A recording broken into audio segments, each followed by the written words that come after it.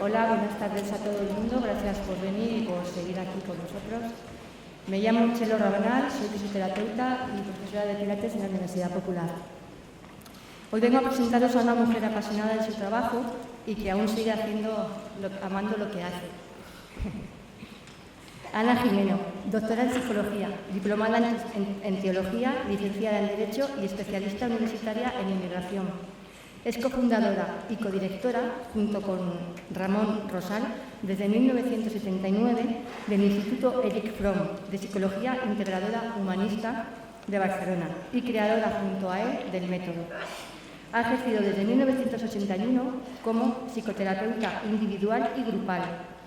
Es supervisora clínica desde 1986 y profesora de máster para psicólogos que se imparte en el Instituto Erich Fromm. Ha publicado 11 libros y tiene otros 3 en prensa, varios capítulos en obras colectivas y más de 25 artículos. Estudiosa de la psicología y de la espiritualidad, tiene una trilogía sobre psicología transpersonal. A mí me apasiona, la he conocido hace 3 horas. Os dejo con ella. Muchas gracias.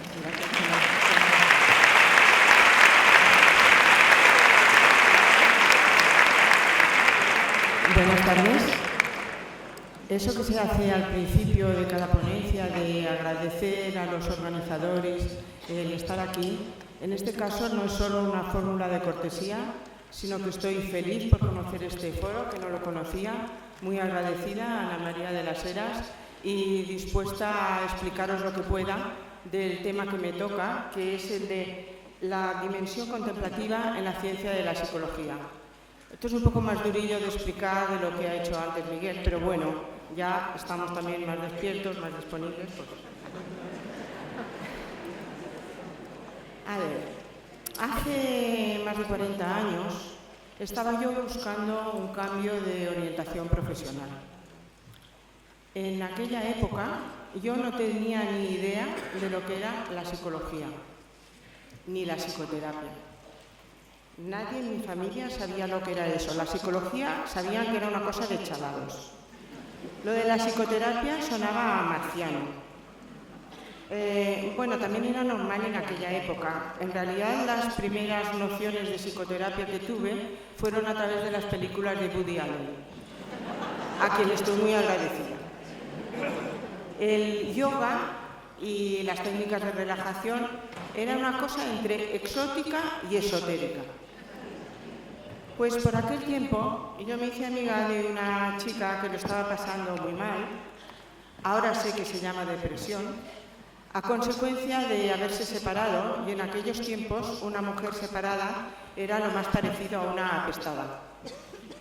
Entonces esta mujer era profundamente religiosa y quería hacer psicoterapia, pero tenía miedo de que, como era lo acostumbrado en aquella época, el psicólogo o psiquiatra le dijera lo primero de todo atacar su espiritualidad y decir que eso era un tema neurótico. Pues bueno, efectivamente así fue. En la primera sesión ya le dijo que todo esto de espiritualidad, religiosidad y demás eran temas de neurosis.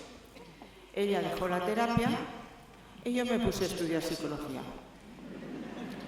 Yo estaba rodeada de personas que vivían su espiritualidad de una manera sana y profunda y me parecía muy cegato que la psicología y la psicoterapia a eso lo llamaran patología. Así que bueno, aquí me tenéis, después de 40 años de ejercicio de la psicoterapia, de haber palpado a través de miles de casos, miles de horas de psicoterapia, que eso que decían que no existía y que era pura patología, está bien vivo y sano. También vosotros estáis dando testimonio de eso.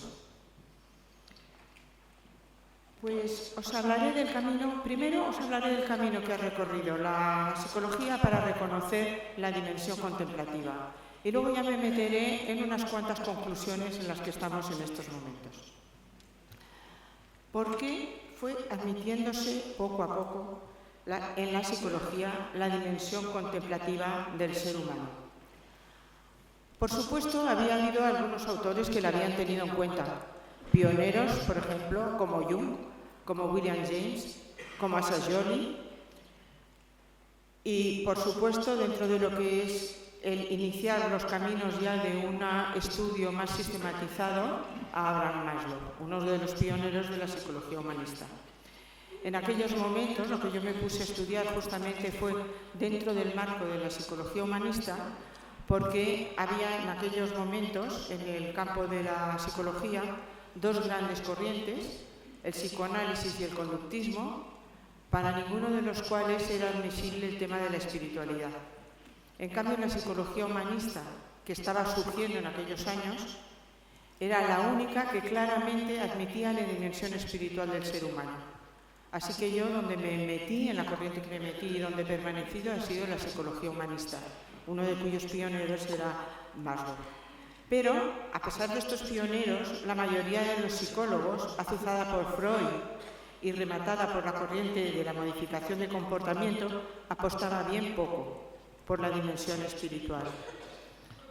Además de estos psicólogos, los otros dos maestros de la sospecha junto con Freud, como son Marx y Nietzsche, dejaban dogmáticamente claro que cualquier cosa que oliera a trascendencia era o bien droga, el opio del pueblo, o una manera de unos pocos de someter a los muchos. Todos los maestros de la sospecha se amparaban en un falso cientifismo. Después vinieron nuevos modelos en las ciencias, como por ejemplo la física cuántica, o en filosofía, la filosofía del pensamiento débil, y todo esto vino a insuflar algunas inseguridades en lo que antes se afirmaba dogmáticamente desde las ciencias y también desde la filosofía. Posteriormente ocurrieron dos hechos que hicieron que la psicología mirase con menos prevención la espiritualidad.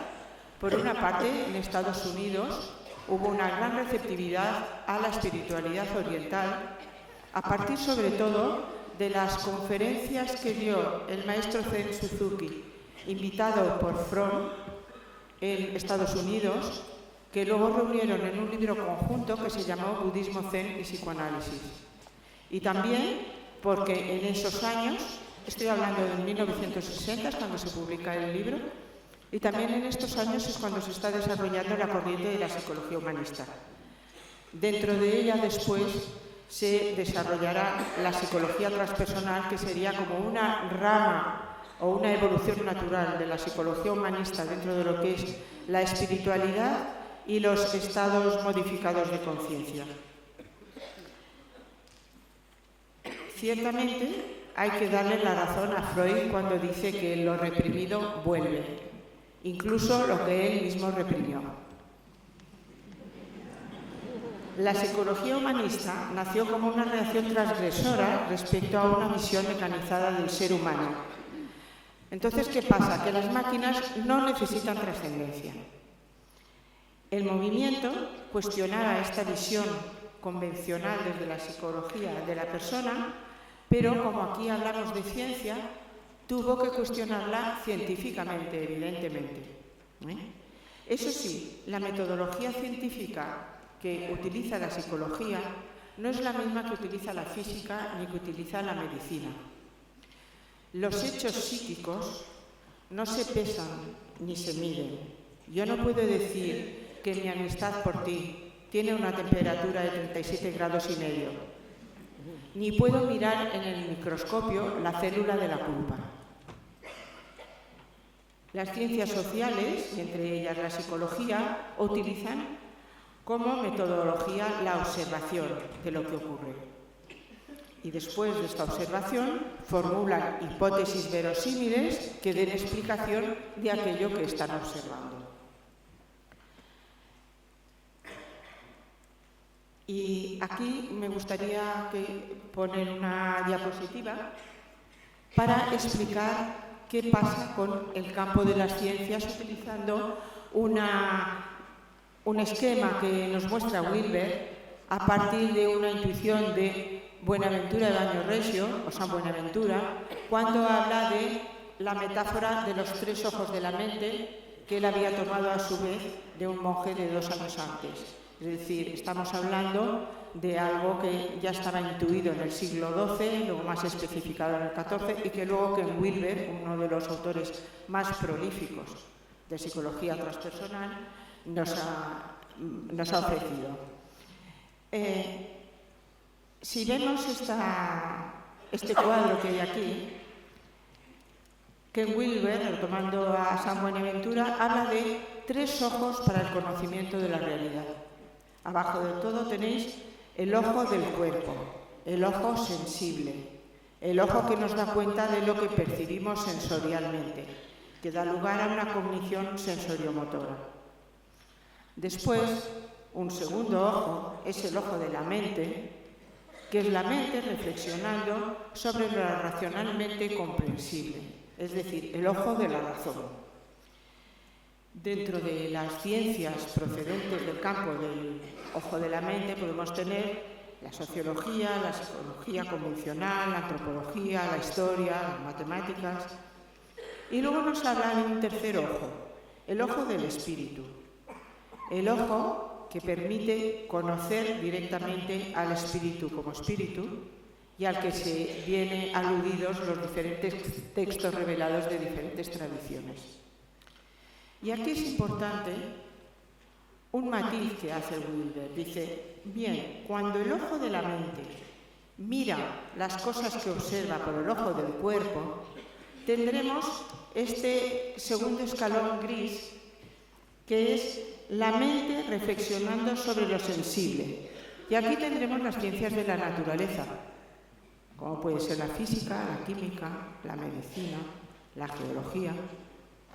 Pero también el ojo de la mente puede reflexionar sobre lo que percibe en el ojo del espíritu y entonces la mente, intentando reflexionar sobre las experiencias espirituales, da lugar a una serie de ciencias como la psicología transpersonal, la teología, la psicología espiritual, diferentes tradiciones espirituales y también metodologías de cómo, lo que decía antes Miguel, cómo crear las condiciones favorables para poder mirar con el ojo del espíritu o poder recibir las revelaciones que nos deja el ojo del espíritu. Entonces, toda la psicología anterior estaba negando la dimensión espiritual porque estaba utilizando el mismo sistema que las ciencias naturales. Es decir, estaba utilizando un sistema de contemplar las realidades del espíritu como si se tratara de las realidades sensibles. Quería aplicarle la misma ciencia y la misma metodología. Así no había manera de hacer una ciencia del espíritu. Pero cuando la psicología utilizó la perspectiva adecuada, la del ojo de la razón reflexionando lo que ocurre en las personas y lo que cuentan acerca de sus experiencias espirituales, no le quedó más remedio que admitir la dimensión trascendente del ser humano. Hemos de decir que desde hace todos estos años la psicología humanista y dentro de ella la psicología transpersonal han ido dulcificando las prevenciones que hay ahora en la psicología convencional hacia la dimensión espiritual del ser humano, porque todavía quedan unas cuantas. Voy a pasar ahora a decir qué nos explica hoy la ciencia de la psicología sobre la dimensión contemplativa del ser humano. Lo que no queda duda es que si tiene que atenerse a las observaciones, esas observaciones nos dicen que ya desde la prehistoria parece que la persona ha tenido unas intuiciones que van más allá de lo sensible y que van más allá de lo racional. A partir de intentar comprender a qué se refiere esa dimensión del ser humano, ha llegado, o en estos momentos está, en unas cuantas conclusiones que yo, para simplificar, he convertido en algo muy sencillo. Todo es muy complejo, cada una de ellas nos daría para unas cuantas conferencias, pero me voy a remitir a decirlo de una manera simple y luego me detendré en algunas más detalladamente. La primera conclusión nos dice ya, a partir de las investigaciones de Maslow, de los años 70, que las personas con un grado mayor de madurez y de salud mental son más propensas a tener experiencias contemplativas específicas, de las que se llaman experiencias cumbre, que las personas menos maduras. Esta mañana, Oriol nos ha puesto una experiencia muy clara y muy hermosa de experiencia cumbre. Entonces esto, en los años 60, que es donde llegó a estas conclusiones Maslow, hizo que muchas personas se confundieran y dijeran, bueno, pues si tenemos experiencias cumbres, que así ya somos contemplativos, vamos a tener experiencias cumbre. Y muchas personas buscaron tenerlas a partir de las drogas, bien drogas psicodélicas o ahora, más cercanamente, en los años próximos, a través de ayahuascas y compañía. En los años 70, a partir de lo que ocurría con estas personas que se había estudiado sus experiencias cumbre y qué había ocurrido con ellas después, el mismo Maslow, que seguía estudiando sobre el tema, llegó a la conclusión de que más interesante que una experiencia cumbre aislada, aunque una experiencia cumbre puede dejar un pozo para toda la vida, y esta mañana lo hemos visto, más importante que la experiencia cumbre es lo que él llamó experiencia meseta. Es un tipo de mirada elevada, sostenida habitualmente, anclada en un marco cognitivo y que depende más de nuestra voluntad. Así como la experiencia cumbre nos cae, nos acontece, la experiencia meseta es más fácil que podamos cultivarla. Voy a leer una cita de Maslow a propósito de estas experiencias meseta. Y dice, la experiencia meseta tiene siempre un contenido cognoscitivo, lo que no siempre es cierto con las experiencias cumbres, que pueden ser pura y exclusivamente emocionales. Depende mucho más de la voluntad que las experiencias cumbres. Podemos aprender a ver en este sentido unitivo casi voluntariamente. Se convierte entonces en un presenciar y apreciar en lo que podríamos llamar una dicha serena y cognoscitiva que, sin embargo, puede tener un tono informal y de charla de salón. Y pone un ejemplo muy hermoso, a que también de alguna forma aludió María el otro día, o esta mañana, cuando decía Maslow, esa experiencia meseta puede ser la de una madre embelesada mirando jugar a su hijo pequeño, donde todo tiene sentido, donde todo va más allá de lo que estamos viendo, donde todo se unifica, todo el sentido vital de la experiencia forma un algo global en la que todo está conectado. Tercera conclusión. Nos dicen, a partir de diferentes observaciones, que hay personas que miran de una manera nueva, creativa, parecida a de las experiencias cumbre, y algunas veces se habla, por ejemplo, de los artistas, de si los artistas están locos o no están locos. Hay un psiquiatra, que es Nelson, que cuando estudia lo que llama el síndrome del artista, dice un artista se diferencia de un psicótico en que el psicótico solo puede mirar desde esa manera no convencional. El artista puede elegir mirar de una manera convencional o mirar de una manera no convencional, desde otro punto. Pues esa capacidad de elección de moverse entre mirar con el ojo sensible, con el ojo de la razón o con el ojo del espíritu, es una de las características de la personalidad sana. Os cuento una anécdota que a mí me hizo gracia. Hace unos días estuve en el dentista y me dice, fíjate Ana, qué cosa más rara. Me viene una antigua conocida ayer y me dice, oh, estoy feliz porque tengo todos mis canales abiertos, todos mis chakras los tengo alineados y abiertos. Y me dice, fíjate tú, qué cosas más raras me dice.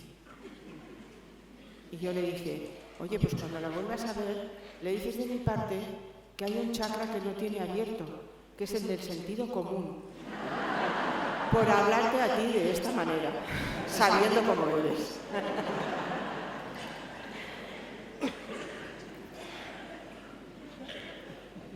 Cuarta conclusión. Hay algunas personas que tienen cerrado el ojo del espíritu. Es lo que Muriel James habla, tener cerrado el núcleo interno. Y os contaré otra anécdota, esta vez de mi infancia. Yo había vivido de pequeña en Palencia, en la zona de Palencia, y había pocos niños en el pueblo que tuvieran el privilegio de haber visto el mar. Dos de esos privilegiados éramos mi hermano mayor y yo. Cuando a los 9 años nos trasladamos toda la familia a un pueblo al lado de Barcelona, en la costa, veníamos en el tren y cuando apareció el mar, mi hermano mayor y yo, haciéndonos los sabios, rápidamente a nuestros hermanos pequeños, mirad, mirad, mirad, mirad, ahí está el mar, ahí está el mar, ahí está el mar. Y mis hermanos miraban, era un día de invierno, el mar estaba tranquilo, apacible, brillante, se confundía con el horizonte. Y mis hermanos pequeños miraban y decían, ¿pero dónde? ¿Dónde? Si ahí no hay nada. Y mi hermano mayor y yo teníamos que explicarles que esa nada era el mar. Cuando nos encontramos con algo tan totalmente desconocido, tan poco convencional, hay que aprender a ver el mar. Es verdad que, como ha dicho María, como ha dicho Miguel, como ha dicho Ana, nacemos siendo contemplativos, pero por lo que sea algunas personas dejan de serlo y les toca aprender a ser contemplativas. Para eso están todas esas maneras de intervenir que decía Miguel, de aprender a favorecer que se produzcan determinadas experiencias. Quinta conclusión. Nos dice, como hace por ejemplo Cloninger, que una de las características de cualquier persona sana, completa, junto con otras, es la autotrascendencia. Y aquí incluye 3 rasgos. El autoabandono, es decir, el abrirse a vivir estas experiencias del espíritu. El identificarse con lo espiritual, es decir, el identificarse, sentirse unido, sentirse parte de un todo más grande que uno mismo. Y la aceptación espiritual, es decir, estar abierto a que estas cosas ocurran y, como decía Miguel, nos colapsen. Cloninger dice, esta aceptación espiritual significa aprehender relaciones existentes que no pueden ser analizadas racionalmente ni se pueden deducir de lo que observamos. Son conclusiones de lo que experimentamos desde el ojo del espíritu. El fenomenólogo Lerch, que tiene unas descripciones maravillosas del mundo emocional, habla de que dentro de nuestras tendencias, aparte de las tendencias hacia la vitalidad, hacia la vida, y las tendencias del yo individual, habla de las tendencias trascendentes. Y dentro de estas tendencias trascendentes sitúa 3 que a mí me parecen muy interesantes y que espero que hayáis podido vivir y disfrutar todos los aquí presentes. Una de ellas es el impulso artístico, que se manifiesta a través del sentimiento estético. Esta mañana hemos tenido un muy buen ejemplo con la exposición de Oriol. Otra de las tendencias es la aspiración metafísica, que se expresa a través del asombro filosófico. Y otra de las tendencias trascendentes es la búsqueda espiritual o religiosa, le llamemos o no como queramos, que al igual que la metafísica, aspira a lo absoluto, más allá de las apariencias sensibles, más allá del espacio y del tiempo, pero que en vez de buscarlo a través del razonamiento, lo busca a través de la revelación. Y la revelación no está anclada en el campo de la razón, sino más bien en el campo de la intuición y el sentimiento. La cualidad profunda de este sentimiento consiste en la entrega, la sumisión al misterio absoluto, el estar pronto ante él, el mantenerse abierto. Antes habéis levantado muchos la mano cuando hablaba Miguel de quienes habéis tenido alguna experiencia de este estilo. Yo quizá la primera que recuerdo debía tener 2 o 3 años, no más. Y se refiere a un momento en que en la casa todo estaba en silencio, porque todos estaban durmiendo la siesta, menos yo. Yo estaba allí despierta y estaba en una habitación en penumbra en la que las persianas dejaban filtrar los rayos de luz.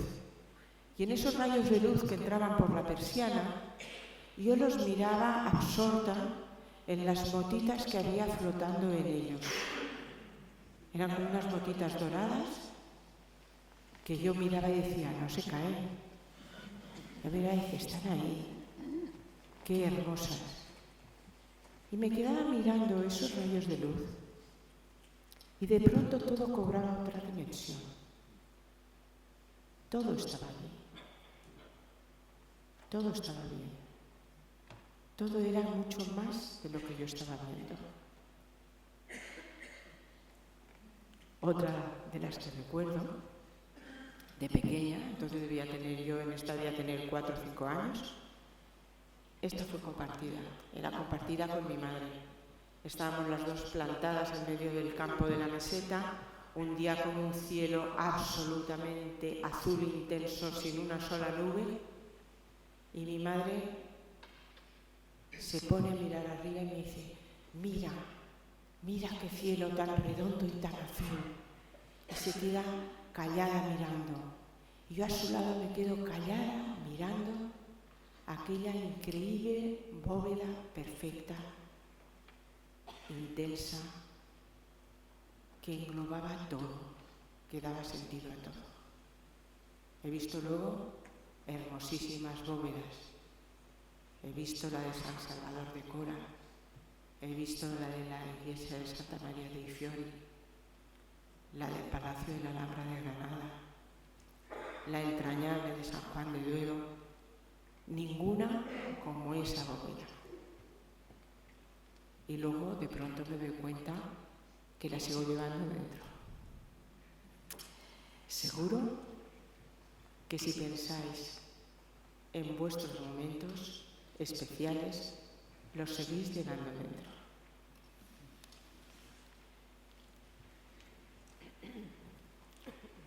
Trascender, la palabra en sí, en su etimología latina, significa escalar hacia arriba, pero también transgredir, es decir, horadar. Es como horadar en la visión habitual convencional y también transgredir los valores convencionales. Es dejar traslucir. A veces yo pienso, ese papel perjurado que a veces se mira y se ven las rayitas cuando lo pones a contraluz, pues se trata de eso, de estar viendo lo que hay más allá de cuando lo ponemos a contraluz. Sexta conclusión. Nos dice que en conjunto el desarrollo de la dimensión contemplativa es beneficioso para la salud mental. Y así lo ha demostrado, entre otras cosas, ya unido a las ciencias naturales, lo ha demostrado la medicina. Lo ha demostrado que las personas que recurren a prácticas contemplativas o que tienen una vida espiritual intensa, su cerebro denota cambios positivos en las áreas relacionadas con la empatía, con el sistema inmunológico, que hay una menor mortalidad, que hay una activación de las áreas relacionadas con las emociones positivas. Digamos que sabe que en conjunto esto es beneficioso para la salud física y mental. Séptima, y esta luego ya la ampliaré un poco, nos dice que no toda contemplación es sanadora y transformadora o todo lo que se llama contemplación, sino que algunas son deformadoras psicológica y espiritualmente.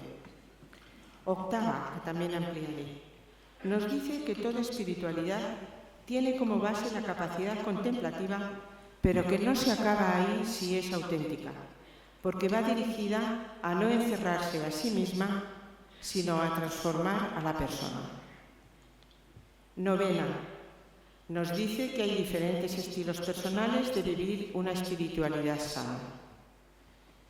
Yo hubiera querido hacer 10, que queda más bonito, pero no me salía. Entonces, bueno, me voy a centrar en estos 3 últimos puntos. El que dice que no toda contemplación es sanadora y transformadora, sino que algunas son deformadoras psicológica y espiritualmente.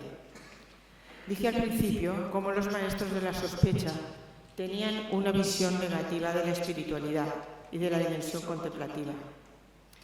Ninguno de ellos era tonto, ni carecía de lógica lo que ellos decían.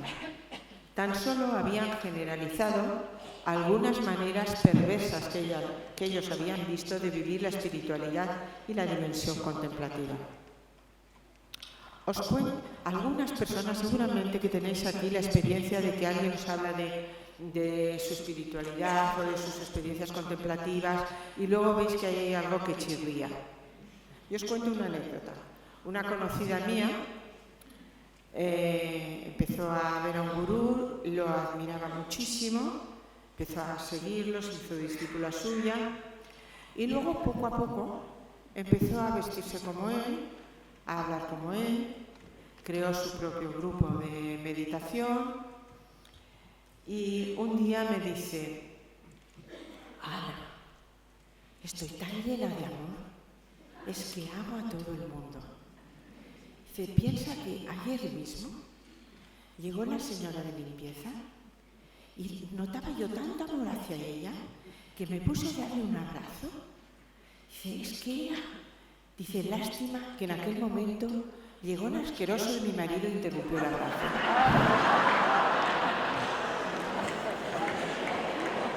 Un poco chirría, ¿no? Un caso extremo puede ser la confusión entre la experiencia mística y psicótica. Os voy a leer 2 relatos, a ver si os suenan igual. Seguro que detectáis algunas diferencias entre ellos, porque cada vez que yo lo he planteado la gente enseguida descubre dónde está andando gato por liebre. Primer relato, es el relato de una persona que está viendo las olas del mar y está respirando al ritmo de las olas. Y dice, vi cascadas de energía descendiendo del espacio, en cuyo interior las partículas son creadas y destruidas según pulsaciones rítmicas. Vi los átomos de los elementos y los de mi cuerpo participando en esta danza cósmica de la energía. Sentía los ritmos y escuchaba los sonidos y en ese momento supe que era la danza de Shiva. Fin del primer relato. Segundo relato. Me siento tan cerca de Dios, tan penetrado por su espíritu, que en cierto sentido soy Dios. Veo el futuro, planifico el universo, salvo a la humanidad. Soy absoluta y totalmente inmortal. Soy incluso masculino y femenino. Todo el universo pasado, presente y futuro, animado e inanimado, está dentro de mí. Toda la naturaleza y toda la vida y todos los espíritus trabajan conmigo y están unidos a mí. Todo es posible. En cierto sentido, soy idéntico a todos los espíritus, desde Dios hasta Satán. Yo supero la contradicción entre el bien y el mal y creo la luz, la oscuridad, los mundos, los universos. ¿Os suenan igual? No. El primer relato es del físico Fritjof Capra, el segundo es de un psicótico bipolar internado en un psiquiátrico. Se confunden a veces porque ambos comparten cosas. Como dice Agosín, ambos viven una subjetividad intensa, un sentido de lucidez, de comprensión, unos cambios en la percepción, una intensa experiencia afectiva y unos estados de conciencia alterados o modificados o no habituales, como queráis. Y en algunos casos es así. Más allá de estos casos tan extremos, podemos encontrarnos con otras cosas más insidiosas,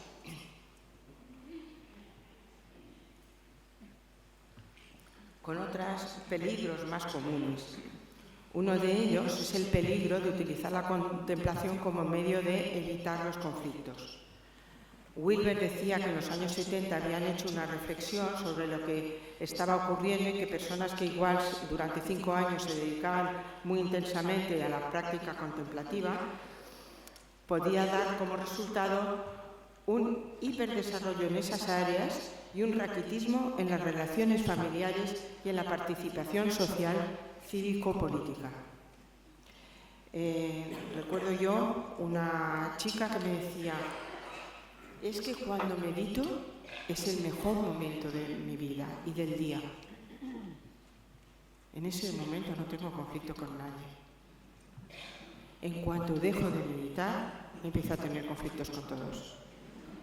Bueno, si resulta que cuando yo tengo un conflicto con mi pareja, que se queja de mí porque no estoy haciendo una cosa que tenía que estar haciendo, o porque quiere hablar conmigo y me niego a hablar, y entonces yo, delante de esa reclamación, para no soltar un exabrupto, desde el enfado ante esa exigencia, voy, me aíslo, medito, me autocompadezco, le compadezco, me lleno de compasión, me perdono, le autoperdono, todo eso, y luego vuelvo y no hablo y no hago y no tal y no cual.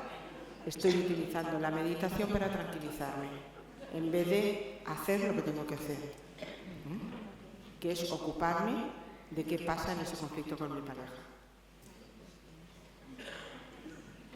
El mayor peligro, y eso creo que lo apuntan todos los maestros espirituales, y se ha ocupado muy detalladamente Marina Kaplan, el mayor peligro de la contemplación, es el peligro del narcisismo.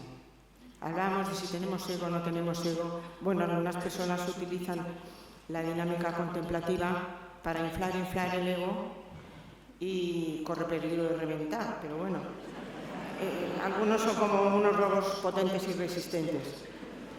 Son esas personas que se creen que porque contemplan o porque tienen experiencias especiales son superiores a las demás. ¿En qué? ¿En qué son superiores? Normalmente, cuando la contemplación es auténtica, lleva a una mayor humildad. Y si no lleva a eso, seguramente hay algo falso en ella. Eso sí, Marina Kaplan dice: el ego espiritualizado es un ego a prueba de balas. Cuando un individuo no posee ningún contexto para comprender la naturaleza de las experiencias y las enseñanzas espirituales, e incluso a veces cuando lo tiene, el ego apresa las experiencias y las enseñanzas que recibe, las reorganiza y las hace girar alrededor de sí mismo. Es por eso por lo que hay muchos maestros espirituales que dicen que es bueno que la persona tenga un grupo de referencia con el cual le pueda contrastar si su experiencia contemplativa, si sus prácticas espirituales la están llevando a un camino de inflación del ego o lo están llevando a la autenticidad, a encontrarse con quien es y a no sentirse por encima de nadie y a no irse también hacia la evitación. Entonces, esto creo que es un tema que no se trata de un maestro en concreto, sino, como decía Miguel, escuchar qué nos dicen los demás, escuchar cuando los demás nos confrontan. Y pensar que tiene que ver eso con lo que nosotros creemos de nosotros, porque estamos meditando mucho. Otro de los peligros habituales es el peligro de la confusión entre las alucinaciones psicodélicas desde las drogas y el crecimiento espiritual. Que eso se dio mucho en los años 60, pero es que ahora sigue dándose. Yo a veces doy alguna clase de psicología transpersonal y más de la mitad de los alumnos están consumiendo ayahuasca para ir más rápido en el camino espiritual. El psiquiatra Lesham dice: esta actitud puede interferir seriamente en el proceso real de crecimiento, a saber que es bueno y vale la pena estar alto y que entrar en un estado extático o semiextático es en sí mismo algo valioso. Ciertamente un estado alto puede estar ocasionalmente dotado de un valor real, pues puede mostrarnos el fin que perseguimos en nuestro trabajo y puede también ayudarnos a fortalecer nuestras motivaciones con vistas a superar posibles periodos largos, duros y áridos. Un viaje del LSD realmente aceptable puede elevarnos a las alturas de la montaña desde la que contemplar la tierra prometida por la que luchamos. Pero una elección se hace entonces necesaria. Podemos permanecer en la montaña con ayuda de más LSD o descender a la base y afrontar la larga y difícil tarea de atravesar el desierto para llegar hasta allí. Que cada cual elija por sí mismo. ¿Puedes ponerla?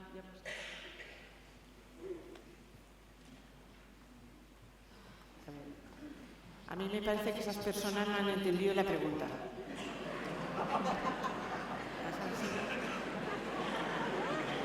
O que no han entendido a dónde tienen que ir a nutrirse.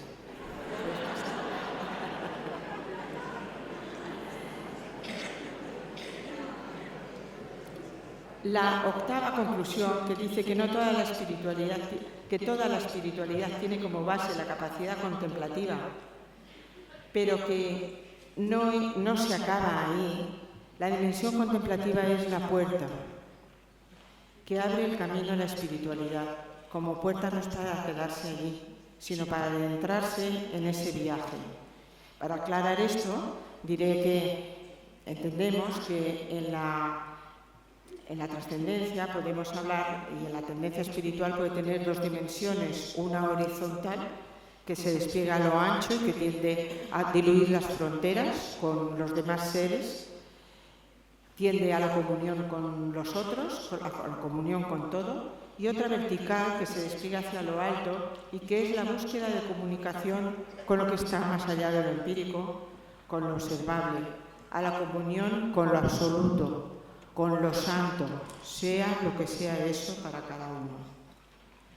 Si una persona intenta desarrollar la dimensión vertical sin practicar la horizontal, este crecimiento espiritual es tan falso como los bolsos de Tom Manta. Es posible que entonces se trate de una persona con rasgos o trastorno de personalidad narcisista y evitativo. Por eso, hay algunas personas que entienden que cuando se da esta divergencia, a veces el crecimiento espiritual separado del horizontal se puede convertir en un medio de sacar dinero a las clases pudientes que desean comprar un bienestar espiritual indoloro y elitista. Me decía un amigo mío judío, decía que en Estados Unidos hay cursos de espiritualidad que valen muchísimo dinero, y que son medios de la clase burguesa para buscar su bienestar psicológico, calmando su conciencia, sin implicarse en la transformación social que implican unas ciertas renuncias. Toca situar la dimensión contemplativa en el conjunto de la espiritualidad de la vida cotidiana. La contemplación no es un fin, sino un paso dentro del conjunto. ¿Puedes poner la diapositiva siguiente, Isaac?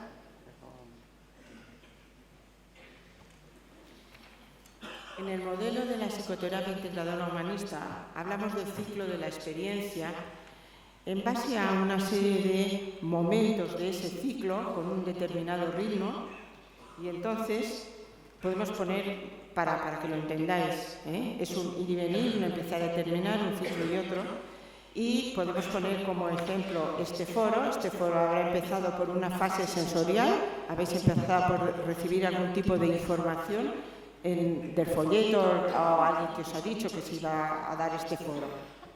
Segundo momento, haberos fijado en esa información, haberle dado atención, filtración sensorial, haberla entendido y atendido a las ganas o no de venir, valorar pros y contras, la fase de valoración, decidir que se viene, reunir la energía de implicarse, planificar la organización de cuándo os vais a escribir, qué vais a hacer para venir aquí, cómo vais a venir. Luego la fase de acción, que sería inscribirse y venir. Ahora mismo, a lo largo de las conferencias, estamos en el encuentro de lo que esperáis o en el chasco de no haberlo encontrado. Mañana, al acabar el foro, será la fase de consumación, donde ya se da por finalizado el encuentro del que se obtuvo lo que se obtuvo. Luego, ir retirando la energía del mismo mientras recogéis las cosas, comentáis, fase de relajamiento y finalmente el momento de cierre del tema antes de pasar a otra cosa. Esto sería la fase de relajación. Pues bien, ese mismo ciclo podemos contemplarlo en relación con la espiritualidad, tanto horizontal como vertical. ¿Puedes ponerme la otra diapositiva?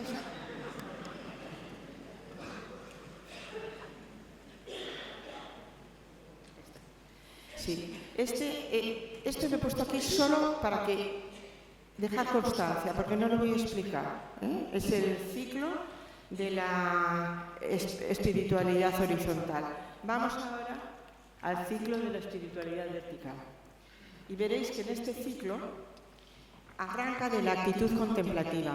Antes hablabais de si la contemplación es un momento o es una actividad tal. Yo aquí hablo de la actitud contemplativa, de estar en apertura a mirar con el ojo del espíritu y que podamos ver esas relaciones que están más allá de lo sensible.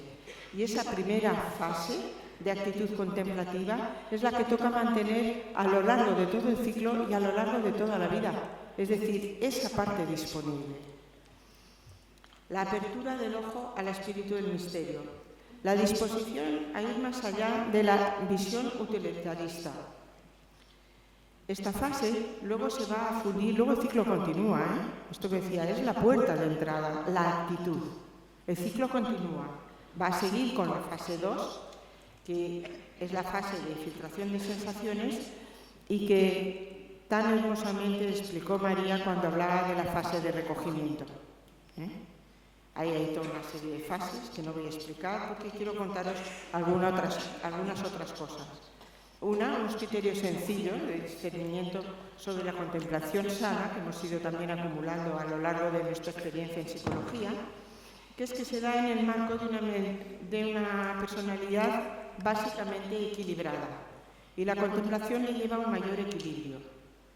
Hace que relativice las dificultades de la vida cotidiana, las aborde con fortaleza, hace más humilde a la persona.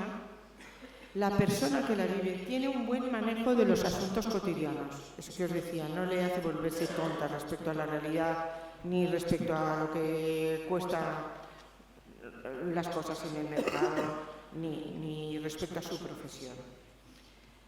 También se apoya y se expresa en dirección horizontal, y la contemplación sana no lleva necesariamente, y esto es importante, no lleva necesariamente a estados modificados de conciencia. A lo que lleva es a estados modificados de vida. Y sabe que no ha llegado. Sabernos caminantes entre caminantes. También nos dice que hay diferentes estilos personales de vivir una espiritualidad sana. Entonces, una persona puede tener un desequilibrio en un momento dado porque pueda acceder al ojo del espíritu de una manera muy abrupta, pero no es un desequilibrio en cuanto a estructura de personalidad. ¿Puedes ponerme la otra diapositiva? Esto es. Aquí me gustaría hablaros de una manera muy simple de diferentes estilos de personalidad. Básicamente veis aquí 8 casillas de estilos de personalidad en los cuales se mezcla lo que es la personalidad activa y pasiva, es decir, personalidad activa es la que sale a buscar lo que necesita o desea, y la pasiva es la que hace frente a los problemas que le vienen. Y luego, las otras entradas, las entradas verticales, puede ser una persona sobre todo independiente, que se apoya sobre todo en sus fortalezas, persona dependiente, que se apoya sobre todo en las fortalezas de los demás, persona ambivalente, que a veces se apoya en unos o en otros, y desvinculada, que se apoya poco. En todas, esto da como conjunto 8 casillas de estilos básicos. La mayoría somos mezclados, La mayoría somos mezclados. Entonces, en cada uno de estos estilos puede haber una vivencia sana o insana. de ese estilo de personalidad. Y aquí tenéis puesto en el cuadro, ya veis cómo se llama: el independiente activo sano es una personalidad enérgica, el insano es antisocial. El independiente pasivo sano es personalidad segura, insana es narcisista. Dependiente sano es sociable, insano es histriónico. Dependiente sano, cooperadora. Dependiente pasivo, sano, cooperadora, insano, dependiente. Ambivalente activo, sensitiva. Ambivalente, insano, pasivo, agresiva. Y en la parte pasiva, el ambivalente sano, respetuosa. Insano, obsesivo, compulsiva. En la personalidad desvinculada activa, la sana es inhibida. La insana es evitativa. En la pasiva, la sana es introvertida y la insana es esquizofrénica. Pasemos ahora a la siguiente diapositiva, porque la espiritualidad, cuando se vive de una manera, desde una personalidad insana, lo que ocurre es que la persona está viviendo esa espiritualidad desde lo que Fromm llamaría desde el tener. Y las motivaciones son motivaciones de completar las carencias de su desequilibrio personal. Entonces nos vamos a encontrar que la persona antisocial lo que va a buscar sobre todo en la espiritualidad y en las prácticas contemplativas, pues o bien convertirse en un líder explotador, o bien competir con otros líderes de los grupos en el que esté, en definitiva utilizar la espiritualidad para tener poder. La persona con rasgos o trastornos de tipo narcisista la utilizará para autoadmirarse y buscar la admiración de los demás. Muchas veces imitará al maestro o competirá con él en secreto o le querrá robar a los discípulos. En definitiva, utilizará la espiritualidad para tener admiración.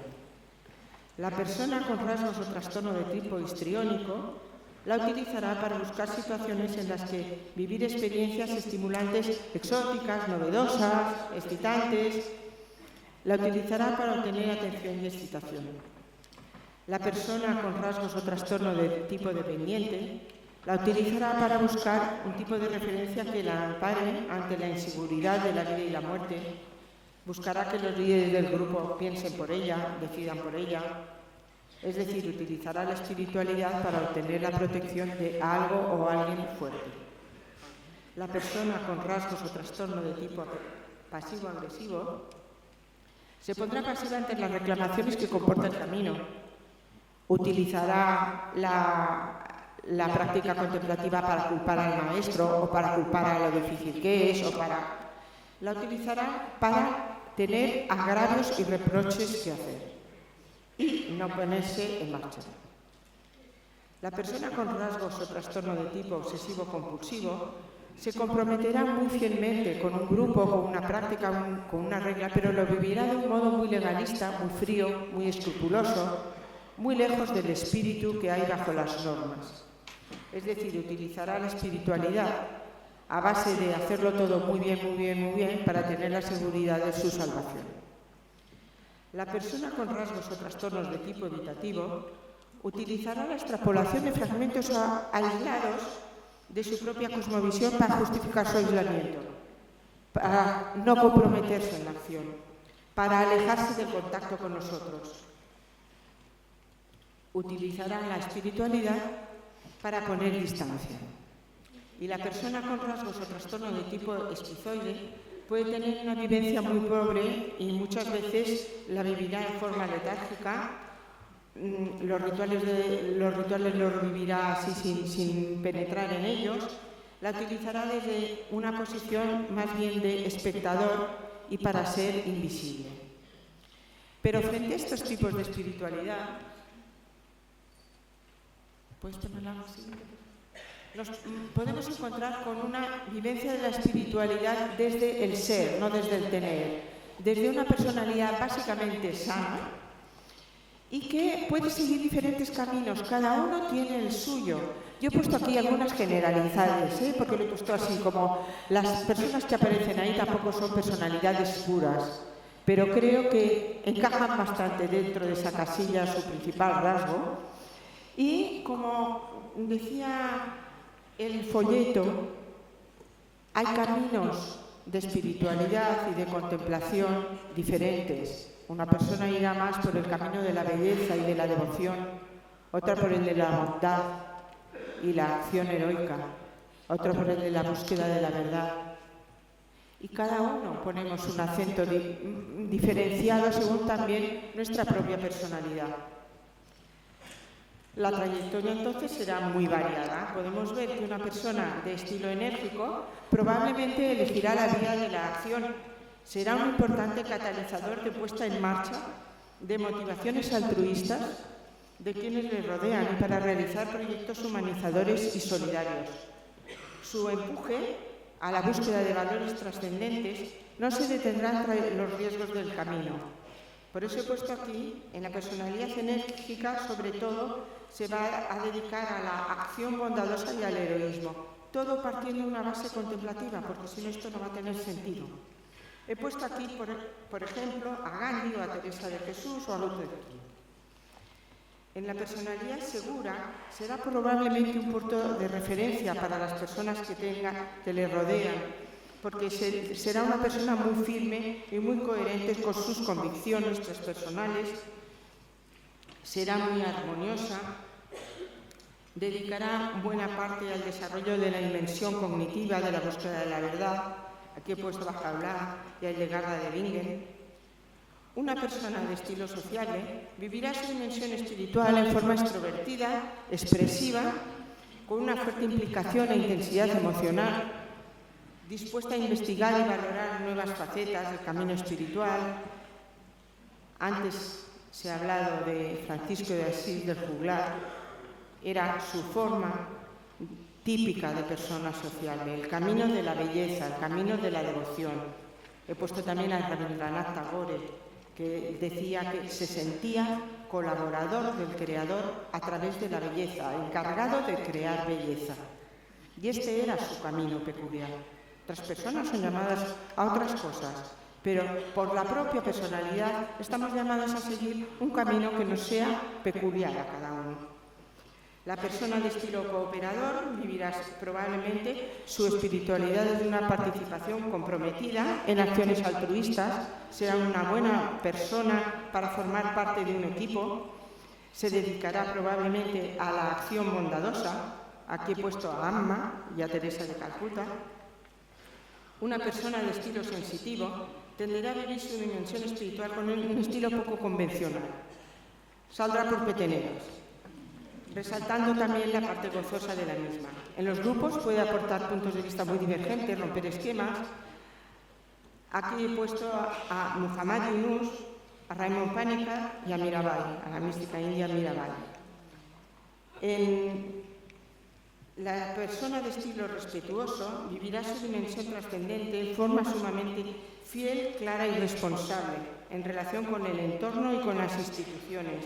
Buscará la profundización, sobre todo en el camino de la verdad, a través de la meditación, y será una persona que vivirá muy profundamente los ritos propios de la cosmovisión en la que esté implicada. Una persona de estilo... Aquí he puesto a Tomás de Aquino o al místico persa Rumi. Una persona de estilo inhibido probablemente despliegue sus tendencias trascendentes de una manera sutil en cuanto a su expresividad hacia afuera, pero en cambio disfrutando de una rica vida interior. Probablemente se centrará más en la meditación, la oración o la vía de la belleza. En el ambiente grupal puede aportar muchísima inspiración si se le da espacio, porque si no muchas veces pues se queda como un poco recluida y hay que hacer un poco de espacio y animar a que se manifieste. Aquí yo veo claramente a Juan de la Cruz. No sé si está aquí, pero me parece que sí, Fra Angélico. Y por último, en la personalidad introvertida puede vivir su espiritualidad de una manera muy independiente. A veces pueden vivir muchas tormentas interiores, pero hacia afuera va a transmitir siempre calma y una actitud bondadosa hacia todos. Aquí yo he puesto, pues, por ejemplo, a Clara de Asís o a la profetisa Ana, sabiendo que estas personas que he puesto aquí no solo tienen que estar en esta casilla, sino también en otras, por lo que conozco de ellas. Igual si profundizo en la vida de cada una, las traslado de casilla, pero de momento les ha tocado ahí. En definitiva, quiero decir que hay caminos para todos y un camino único para cada persona. Eso sí, todos ellos arrancan de una actitud cordial y contemplativa ante la realidad.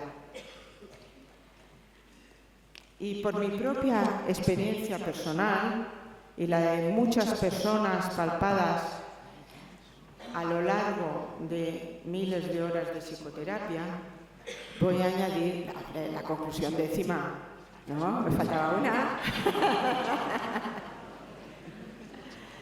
Esta décima conclusión es que si desde la psicología a las personas que hemos ido configurando nuestra existencia prioritariamente nos hemos ido entendiendo a nosotras, a lo que nos rodea, a lo que está más allá de lo que nos rodea, si lo que hemos experimentado a través del ojo del espíritu, si nos negáramos eso, nos habríamos privado del impulso que nos ha llevado a crecer, a disfrutar, a encontrarle un maravilloso sentido profundo a la vida. Es todo lo que tenía que decir, pero quiero acabar con la metáfora del velero. Retomando una metáfora del velero que dices, la dimensión contemplativa es la brújula que orienta al velero, pero no lo es todo. El velero necesita un mástil cognitivo que pueda soportar esas velas que reciban con la efectividad del viento. Necesita el timón de la decisión, necesita la acción de la quilla rompedora. Pues a todos los que estáis aquí, os deseo buena brújula, buen velame, que la rosa de los vientos sople su aroma sobre los viajes por el mundo del espíritu y el tema del timón lo pone cada cual. Muchas gracias por vuestra atención a los que habéis atendido. Y a los que no habéis atendido, muchas gracias también por poner cara de que atendíais, que eso siempre anima.